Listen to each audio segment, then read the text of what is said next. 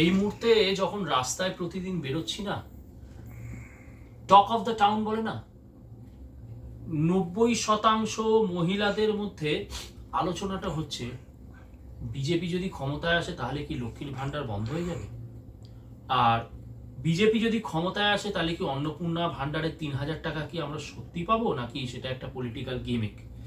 এটাই এখন talk of the town. মানে যেখানেই যাচ্ছি রাস্তাঘাটে অধিকাংশ মহিলার মুখে এই কথাটা শুনছি।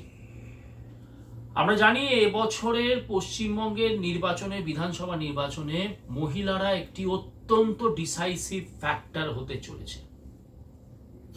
আমরা দেখলাম কিভাবে পার্লামেন্টে সিপিএম, তৃণমূল, কংগ্রেস, সমাজবাদী পার্টি তাদের যে নারী বিরোধী রূপ, যে ঐতিহাসিক বিল কেন্দ্রীয় সরকার পাশ করতে চলেছিল সেটাকে ফ্লপ করে দিল, সেটাকে রিজেক্ট করে দিল। আজকে বিষয়টা আমার একটু অন্য ধরনের। আজকে আমি এই ভিডিওটিতে আমি চাই যত বেশি সংখ্যক নারীরা, আপনি তৃণমূল করতে পারেন, আপনি সিপিএম করতে পারেন, আপনি কংগ্রেস করতে পারেন, আপনি আইএসএফ করতে পারেন, আপনি হুমায়ুন কবির পার্টি করতে পারেন, আপনি বিজেপি করতে পারেন, বা আপনি আপনার স্বামী যখন সকালে অফিসে বেরিয়ে যাচ্ছে, আপনি সারাদিন রান্না বান্না, গৃহ পরিচালন যাকে বলে, ছেলে মেয়েকে নিয়ে স্কুলে যাওয়া, মানে একজন সাধারণ নারী যার সাথে রাজনীতির দূর দূরান্ত কোনো সম্পর্ক নেই, সেই সমস্ত নারীদের কাছে আজকে আমি এমন কিছু ইতিহাস তুলে ধরতে চাই, যে তারপরে এই ইতিহাস শোনার পরে আপনারা নির্ণয় করবেন যে এবছরের নির্বাচনে আপনারা ভোটটা কাকে দেবেন। এবং যে মহিলারা এটাও বলেন যে আমরা রাজনীতির সাথে আমাদের দূর দূরান্ত যোগ নেই, তারা তাদের অস্তিত্ব রক্ষার জন্য ভোটটা কাকে দেবেন সেই ইতিহাসটা আপনাদের সামনে তুলে ধরছি। প্রতিটি নারীর, আমি মনে করি হাত জোর করে বলছি, প্রতিটি নারী এই ভিডিও এই ইতিহাসটা শুনবেন। শোনার পরে আপনাদের উপরে সম্পূর্ণটা ছেড়ে দেব যে আপনারা কাকে এবারে পশ্চিমবঙ্গের ক্ষমতায় দেখতে চান। চলে যাচ্ছি 1971 সালে। ভাববেন না যে কোনো হোয়াটসঅ্যাপ ইউনিভার্সিটির লেখা ইতিহাস। 1971 সালে পশ্চিম পাকিস্তানের শাসক গোষ্ঠী যে বর্বরতা চালিয়েছিল পূর্ব পাকিস্তানের সাধারণ মানুষের উপরে, তা পৃথিবীর ইতিহাসে অন্যতম নির্মম অধ্যায়। অপারেশন সার্চলাইটের নামে এক রাতেই ঢাকায় কয়েক হাজার ছাত্র, শিক্ষক, বুদ্ধিজীবীকে হত্যা করা হয়। আপনারা বলবেন এগুলো আপনারা জানেন, তাও এমন এমন ঘটনা কি ঘটেছিল সেটা একদম আজকে বলতে পারেন খোলাখুলি এক্সপ্লিসিট ভাবে বলবো। ক্ষমা করবেন, হয়তো এমন কিছু কথা বলবো, নারী শরীরের অঙ্গ নিয়ে এমন ভাবে কথা বলবো, তার জন্য আমি প্রথমেই ক্ষমা প্রার্থী। পাক সেনারা লক্ষ লক্ষ নারীকে গণধর্ষণ করে, গোটা বাংলাদেশকে চূড়ান্ত অত্যাচারের মধ্যে ফেলে দেয় পাক সেনারা। গ্রামের পর গ্রাম পুড়িয়ে দেওয়া হয়, লক্ষ লক্ষ মানুষ আতঙ্কে সীমান্ত পেরিয়ে এসে আশ্রয় নেন ভারতে। সেই বীভৎস অত্যাচারের বয়ান কিছু প্রত্যক্ষদর্শীদের মুখ থেকে শোনা যাক। এখানেই বলছি, আপনারা মহিলারা শুনুন। মেয়েদের কারো লাশের স্তন পায়নি, যোনিপথ ক্ষতবিক্ষত এবং পিছনের মাংস কাটা দেখছি। মেয়েদের লাশ দেখে মনে হয়েছে তাদের হত্যা করার পূর্বে স্তন জোরপূর্বক টেনে ছিঁড়ে নেওয়া হয়েছে, যোনিপথে বন্দুকের নল বা রড ঢুকিয়ে দেওয়া হয়েছে। কে বলছে? আরএসএস বলছে না, নরেন্দ্র মোদী, অমিত শাহ, শুভেন্দু অধিকারী বলছে না, কে বলছে? ঢাকা পৌরসভার ছন্নুডোম 29 মার্চের অভিজ্ঞতা বর্ণনার অংশ বিশেষ। আমাদের সংস্থায় আসা ধর্ষণের শিকার নারীদের প্রায় সবারই ছিল ক্ষতবিক্ষত যৌনাঙ্গ, বেয়নেট দিয়ে খুঁচিয়ে খুঁচিয়ে ছিঁড়ে ফেলা রক্তাক্ত যোনিপথ, দাঁত দিয়ে ছিঁড়ে ফেলা স্তন, বেয়নেট দিয়ে কেটে ফেলা স্তন উরু এবং পশ্চাৎ দেশে ছড়ির আঘাতে নারীরা পুনর্বাসন কেন্দ্রে আসত। কে বলছেন? মালেকা খান যুদ্ধের পর পুনর্বাসন সংস্থায় ধর্ষণের শিকার নারীদের নিবন্ধীকরণে যুক্ত সমাজকর্মী। যুদ্ধ শেষে ক্যাম্পে কয়েকটি কাঁচের জার উদ্ধার করা হয়, যার মধ্যে ফরমালিনে সংরক্ষিত ছিল মেয়েদের শরীরের বিভিন্ন অংশগুলি কাটা হয়েছিল খুব নিখুঁতভাবে। ডাক্তার বিকাশ চক্রবর্তী, খুলনা। কোনো কোনো মেয়েকে পাক সেনারা এক রাতে ৮০ বারও ধর্ষণ করেছে। সুজান ব্রাউনি মিলার, আজকের যারা ইনস্টাগ্রাম, হোয়াটসঅ্যাপ, টেলিগ্রাম যুগের জেনজি মেয়েরা, তারা তো আবার একটু ফরেনটাকে ভালোবাসো, সেই একজন বিদেশিনী বলছে, সুজান ব্রাউনি মিলার কি বলছে, এক রাতে কোনো কোনো মেয়েকে পাক সেনারা ৮০ বারও ধর্ষণ করেছে। Susan Brownmiller, against our will, man, woman and rape 83, সংখ্যা 83।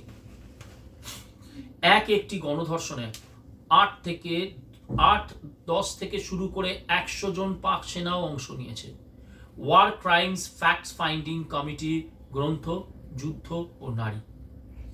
মার্চে মিরপুরের একটি বাড়ি থেকে পরিবারের সবাইকে ধরে আনা হয় এবং কাপড় খুলতে বাধ্য করা হয়। তারা এতে রাজি না হলে বাবা ও মেয়েকে আদেশ করা হয় যথাক্রমে মেয়ে ও মাকে, ক্ষমা করবেন, তারা এতে রাজি না হলে বাবা ও ছেলেকে আদেশ করা হয় যথাক্রমে মেয়ে ও মাকে ধর্ষণ করতে। এতেও তারা রাজি না হলে প্রথমে বাবা ও ছেলেকে টুকরো টুকরো করে হত্যা করা হয় এবং মা মেয়ে দুজনের চুলের সাথে বেঁধে উলঙ্গ অবস্থায় টানতে টানতে ক্যাম্পে নিয়ে যাওয়া হয়। মোহাম্মদ নুরুল ইসলাম, বাটিয়ামারা, কুমারখালী, এগুলো তাদেরই কিন্তু প্রত্যক্ষদর্শী, এনারাই প্রত্যক্ষদর্শী। উলঙ্গ মেয়েদেরকে গরুর মতন লাথি মারতে মারতে, পশুর মতন পেটাতে পেটাতে উপরে হেডকোয়ার্টারে 2তলা, 3তলা ও 4তলায় উলঙ্গ অবস্থায় দাঁড় করিয়ে রাখা হতো।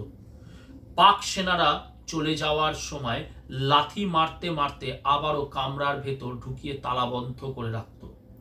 বহু যুবতীকে হেডকোয়ার্টারের ওপরের তলার বারান্দায় মোটা লোহার তারের ওপর চুল বেঁধে ঝুলিয়ে রাখা হতো। পাক সেনারা সেখানে নিয়মিত যাতায়াত করত। এসে ঝুলন্ত উলঙ্গ যুবতীদের কোমরের মাংস বেয়নেট দিয়ে খুঁচিয়ে রক্তাক্ত করত। কেউ তাদের বক্ষের স্তন কেটে নিয়ে যেত, কেউ হাসতে হাসতে তাদের যোনিপথে লাঠি ঢুকিয়ে দিয়ে বিকৃত আনন্দ উপভোগ করত।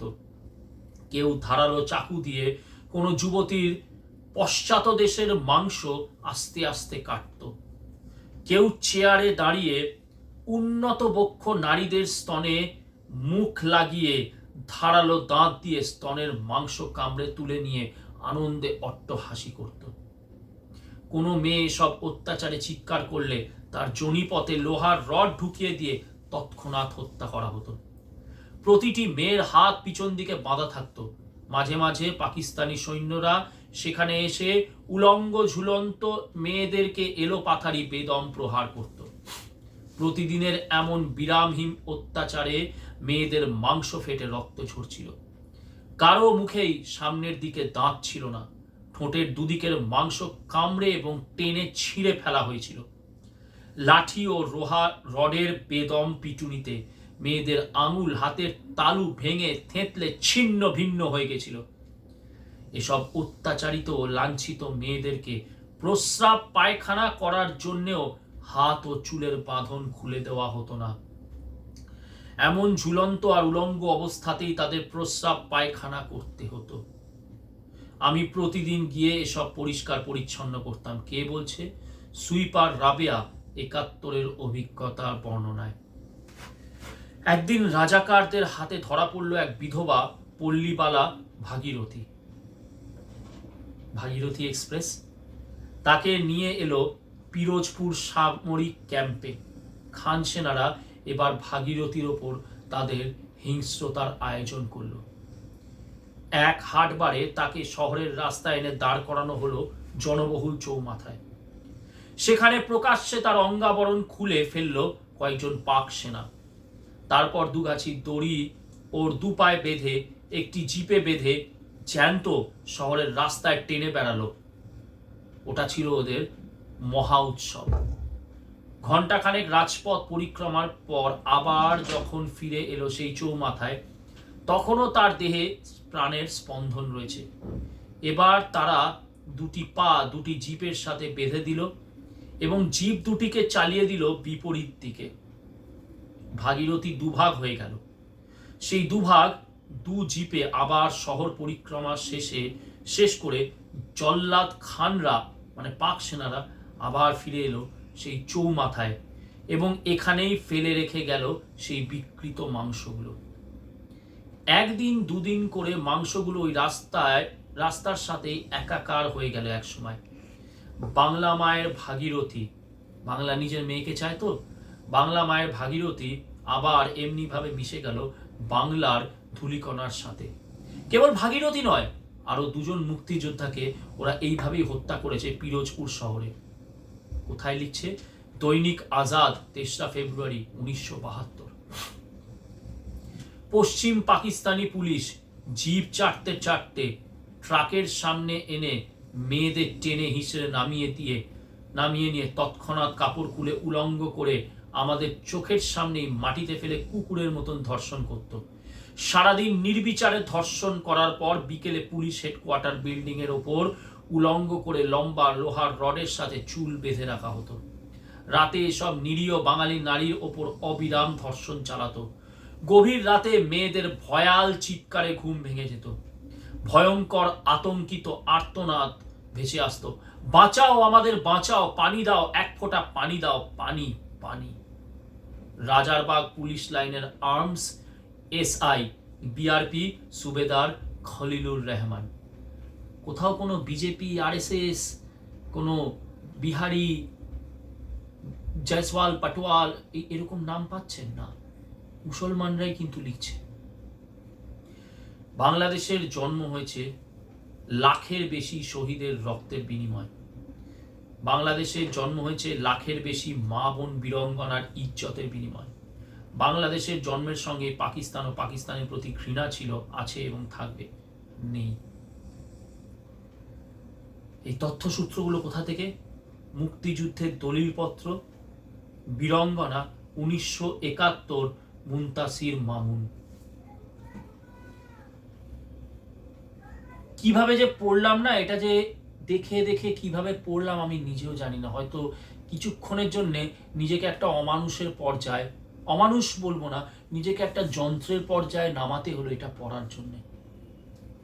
পশ্চিমবঙ্গের নারীরা ১৫০০ টাকার লক্ষ্মীর ভান্ডার,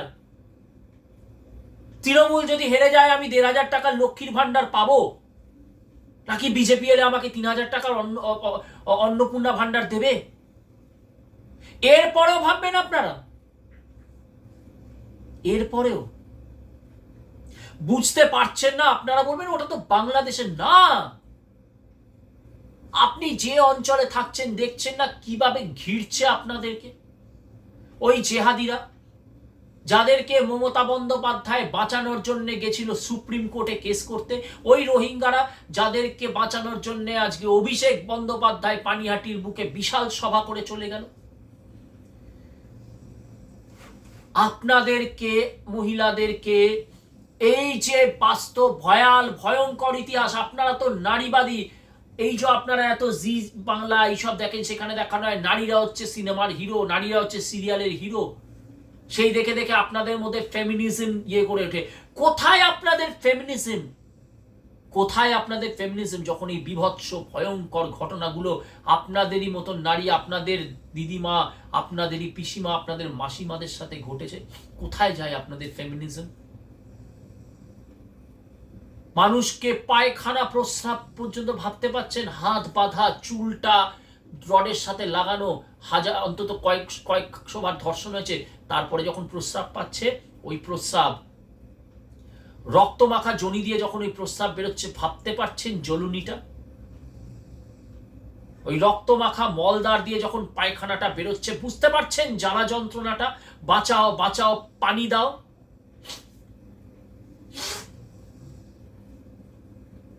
এর পরেও কি আপনাদের এটাই চিন্তা যে দিদির লক্ষ্মী ভান্ডার?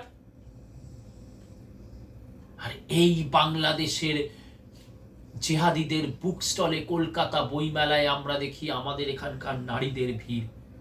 আপনারা কিন্তু ওই বাংলাদেশে যারা বুক স্টলে আসে না, ওই যারা আসে, আপনারা কিন্তু তাদের কাছে সুযোগ পেলে কিন্তু আপনাদেরকেও ওই বুক স্টলেই, যেদিনকে তারা সংখ্যায় তারা আমাদের থেকে বেশি হবে, ওই বুক স্টলেই আপনাদের হাত পা চুল বেঁধে নগ্ন করে এইভাবেই ধর্ষণ করবে এবং কলকাতা বইমেলার মাটিতে পড়ে থাকবে থকথকে আপনাদের রক্ত মাখা পায়খানা, বিষ্ঠা এবং প্রস্রাব। এটা চান আপনারা? মহিলারা এটা চান? জেনজির মহিলা যারা ফেসবুক, ইনস্টাগ্রাম, হোয়াটসঅ্যাপ, টুইটার, এটা চাও তোমরা? এটা এইটাই কি তোমাদের লক্ষ্য? এটাই কি তোমাদের জীবনের ভবিষ্যৎ? লক্ষ্মীর ভান্ডার, যুবশ্রী, কন্যাশ্রী, রূপশ্রী, রণশ্রী, ধর্ষণশ্রী, পায়খানাশ্রী, প্রস্রাবশ্রী, এটা হচ্ছে ভবিষ্যৎ। সেই জন্যে হাত জোর করে পশ্চিমবঙ্গের প্রতিটি মহিলাকে বলছি, এটাকে ইতিহাস ভেবে ইগনোর করে চলে যাবেন না। ইতিহাসই কিন্তু হিস্ট্রি রিপিটস ইটসেলফ, ইতিহাসই বারবার করে ফিরে আসে। যখন মানুষ আত্মবিস্মৃত ইতিহাস থেকে শিক্ষা না নেয়, ইতিহাস আরো নির্মম ভাবে ফিরে আসে আপনার জীবনে, আরো নির্মম ভাবে। যেরকম কেউ আপনাকে ক্ষতি করলে সেই মানুষটিকে ক্ষমা করে আপনার জীবনে আসতে দিলে সে আরো বড় ক্ষতি করবে আপনার, সেই রকম ভাবে ইতিহাসকে যদি আপনি অবহেলা, অবজ্ঞা করে বলেন, এই তো ইতিহাস, যা ঘটে গেছিল, আমি তো ১,৫০০ টাকা করে পাচ্ছি, দিদি ১,৫০০ দিচ্ছে, এইভাবে যদি আপনারা এই ইতিহাসকে করেন, বড় নির্মম এই ইতিহাস ফিরে এসে আপনাদেরকে এই অমানবিক অত্যাচারের সম্মুখীন করবে। যার এক ঝলক দেখেছি আমরা অভয়া, যার এক ঝলক দেখেছি আমরা কামদুনি। দেখলেন ভাগীরথীকে জিপ দিয়ে দুটো দিকে ছিঁড়ে দিল। কামদুনির ওই মেয়েটি কলেজ থেকে ফিরছিল, ধর্ষণ করার পরে দুটো পা ছিঁড়ে দুদিকে ফেলে দিয়েছিল। ইতিহাস বড় নির্মম কাটোয়া, ইতিহাস বড় নির্মম পার্ক স্ট্রিট সুজান জর্জের, ইতিহাস বড় নির্মম Kolkata Ballygunge, evergreen, park street, Tollygunge, south Calcutta, north Kolkata, Kalighat, উত্তর ২৪ পরগনা, দক্ষিণ ২৪ পরগনা, কোনো জায়গা বাদ যাবে না। মহিলারা, পশ্চিমবঙ্গের মহিলারা, আর দীর্ঘায়িত করব না, আপনারা ডিসাইড করুন এরপরে লক্ষ্মীর ভান্ডার, অন্নপূর্ণা ভান্ডার, নাকি নিজের সম্ভ্রমের ভান্ডার।